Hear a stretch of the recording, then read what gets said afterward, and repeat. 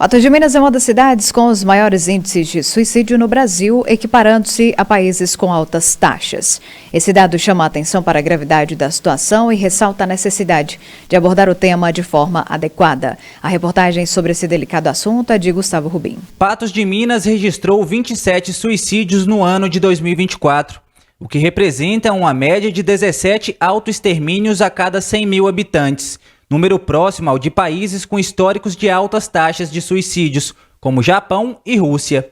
O epidemiologista Erivaldo Rodrigues, que trata e lida com os dados, vê com preocupação os índices de suicídios em Patos de Minas, que neste ano superou o número de homicídios. É uma situação preocupante porque nós estamos aí na liderança aí dos rankings dos municípios que têm maior número de suicídios no Brasil. Então, a gente tem que trabalhar essa situação, né, no sentido de minimizar ao máximo possível a ocorrência desses óbitos, né, no sentido de dar um apoio psicossocial para essas pessoas com vulnerabilidade ao risco de vida. O tema suicídio é pouco tratado dentro da mídia, justamente para não causar o efeito Werther, que refere-se a um pico de emulações de suicídios depois de um suicídio amplamente divulgado, baseado na obra Os Sofrimentos do Jovem Werther, do escritor alemão Johann Goethe.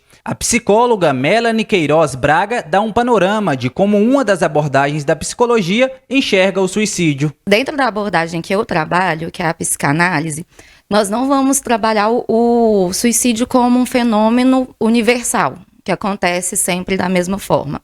A gente vai levar em consideração que cada sujeito que chega a essa via do autoextermínio chega por motivações e caminhos únicos, através das suas experiências, das suas vivências, que vai chegar a esse ponto.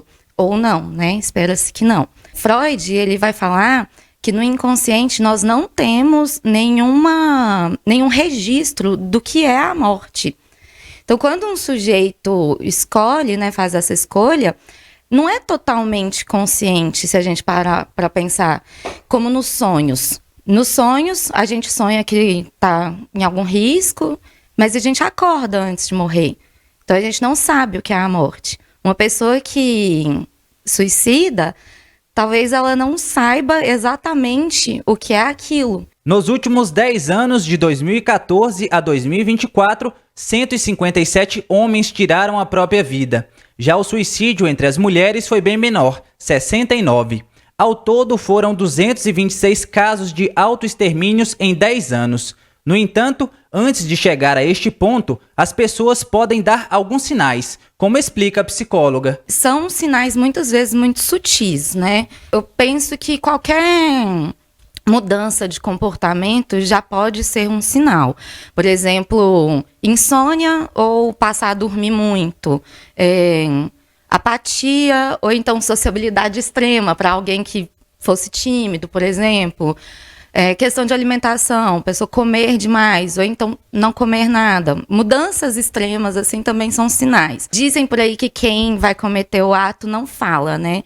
Eu acho isso uma falácia, eu acho que cachorro que late morde sim.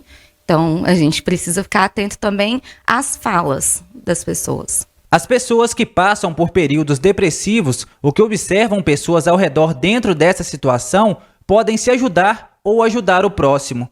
A começar por uma escuta sem julgamentos. Se alguém te pediu ajuda, né? Ou você mesmo percebeu algo diferente em você, né? Percebeu que você não está lidando da mesma forma como você costumava lidar com alguns fatos da sua vida. Ou às vezes aconteceu mesmo algum fato mais extraordinário, né? Porque às vezes acontece na vida. Como eu disse, algumas tragédias. E não precisa ser nem tragédias tão grandes, mas algo mais pessoal. Converse sobre, peça ajuda a um amigo, a um familiar, peça ajuda a um psicólogo, a um psiquiatra, vá no posto de saúde. Tem o CVV, né? Muitas pessoas procuram ele também, que é gratuito.